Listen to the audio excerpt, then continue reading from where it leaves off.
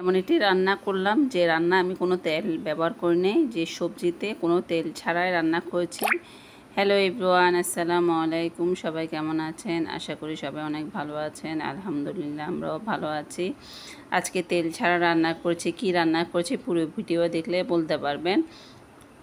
তো আজকে রান্নাবান্না করব, অনেক রান্নাবান্না আছে যেহেতু, সেজন্য একটু তাড়াহুড়া করে রান্নাবান্না সবগুলো গুছিয়ে নিয়েছি। এখানে আমি তেলাপিয়া মাছটা ভেজে নিয়েছি।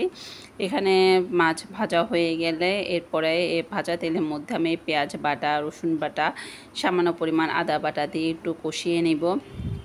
কষানো হয়ে গেলে হলুদের গুঁড়ো, মরিচের গুঁড়ো, লবণ দিব। এরপরে ভালো করে কষানোর পর আমি ভেজে রাখা মাছগুলো দিয়ে দিব। আসলে কি তেল ছাড়া কি রান্না করছি সেটা পুরো ভিডিও দেখলে বলতে পারবেন। সবজিতে আমি একদম তেল ছাড়া রান্না করেছি। ডাল দিয়ে, ফল দিয়ে রান্না করেছি। কার কার পছন্দ অবশ্যই কমেন্ট করে জানাবেন। একদম কম তেল মশলায় রান্না, খুবই স্বাস্থ্যকর একটা রান্না। ভাবছি আজকে তেল ছাড়া তরকারি একটা রান্না করে, তো যে ভাবা সে কাজ, তেল ছাড়া রান্না করেছিলাম।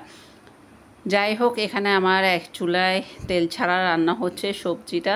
আমি এখানে ডালের মধ্যে আমি পেঁয়াজ কুচি, কাঁচামরিচ দিয়েছি 2টা, ঝাল একটু পরিমাণে কম দিয়েছি। এরপরে হলুদের গুঁড়া, একটু ম্যাজিক মশলা দিয়েছি, লবণ দিয়েছি পরিমাণ মতো, রসুন বাটা 1 চামচ, আদা বাটা 1 চামচ দিয়ে আমি ডালটা সিদ্ধ বসিয়ে দিয়েছি। যখন ডালটা সিদ্ধ হয়ে যাবে আমি কেটে ধুয়ে রাখা ফলটা ডালের মধ্যে দিয়ে দিব।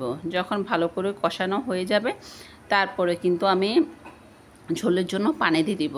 যে যেরকম ঝোল খেতে চায় পরিমাণ মতো পানি দিয়ে এরপরে আমি ধনেপাতা কুচি দিয়ে নামিয়ে ফেলবো।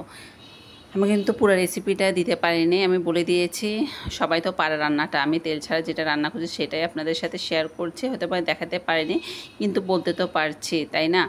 যাই হোক, এখানে এক চুলায় মাছ রান্না হচ্ছে, এক চুলায় কিন্তু আমি তেল ছাড়া সবজিটাও রান্না করব। এক চুলায় বসিয়ে দিচ্ছি, সেখানেও হয়ে গেছে আমার সবজিটা। এরপরে দেখুন আমি মাছটা দিয়ে দিয়েছি একটু পরিমাণ টমেটো কুচি দিয়ে। এরপর আমার যখন ফলটা সিদ্ধ হয়ে গিয়েছিলো এরপর আমি ঝোলের জন্য পানি দিয়ে দিয়েছি। এর মধ্যে ধনেপাতা দিয়ে অবশেষে নামিয়ে ফেলবো।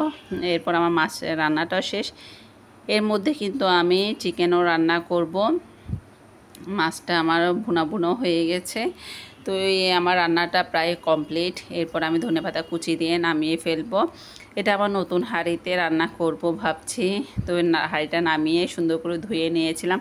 এটা আসলে ইন্ডিয়া থেকে আমার আম্মুরা এনেছিল, গতবার এনেছিল। এবার হয়তো আমি ভিডিওটা করছিলাম, সেটা কেমনে যেন ডিলিট হয়ে গেছে আর শেয়ার করা হয়নি আপনাদের সাথে। হাঁড়িটা একদমকে ধুইলেও কালো হয় না, অনেক ভালো পড়েছে। জিনিস ওখানে ভালোই পড়ে। যাই হোক, ওখান থেকে আনা সেই ইন্ডিয়া থেকে হাঁড়িটা দিয়ে, নতুন হাঁড়ি দিয়ে আজকে রান্না বসিয়ে দিয়েছিলাম। আগের একটা হাঁড়ি দিয়ে আমি ফলটা রান্না করেছি, আর একটাতে মুরগি চিকেনটা রান্না করেছি। অবশেষে দুপুরে খাওয়া দাওয়া শেষ করে চলে আসলাম চট্টগ্রামে টেরি বাজার রাজকুমারীতে। কিছু টুকটাক শপিং করব। কি শপিং করব? ছোটোখাটো জিনিসপত্র, মানে যা প্রয়োজন আর কি মেয়েদের, সেগুলো নেব। গজ কাপড় নেব, একটু প্যান্ট, কাপড় নেব, কামিজের কাপড়, সালোয়ারের কাপড়, যা পছন্দ হবে নেব। দেখছিলাম আমি কিছু ভিডিও আপনাদের জন্য আমি শেয়ার করছিলাম। আসলে এখানে কি না পাওয়া যায়, সব পাওয়া যায়। টেরি বাজার আসলে একটু হাঁটতে হয়, ঘুরতে হয়, অনেক পরিশ্রম হয়, কিন্তু আপনি সব জিনিসে পাবেন, এমন কোনো জিনিস নেই যে সেখানে পাবেন না, বরঞ্চ এখানে একটু কম প্রাইসে পাওয়া যায়। যাই হোক, আমি এখানে টুকটাক কেনাকাটা করার পরে এরপরে প্রচণ্ড জ্যাম ছিল রাস্তায়। অবশেষে কিন্তু বাড়ি ফিরবো। আজকে তেল ছাড়া রান্না করছি, সেই ভিডিওটি আপনাদের সাথে শেয়ার করেছিলাম। কেমন হয়েছে অবশ্যই কমেন্ট করে জানাবেন। আর আমার ভিডিও যদি ভালো লেগে থাকে অবশ্যই লাইক, কমেন্ট অ্যান্ড শেয়ার করতে ভুলবেন না।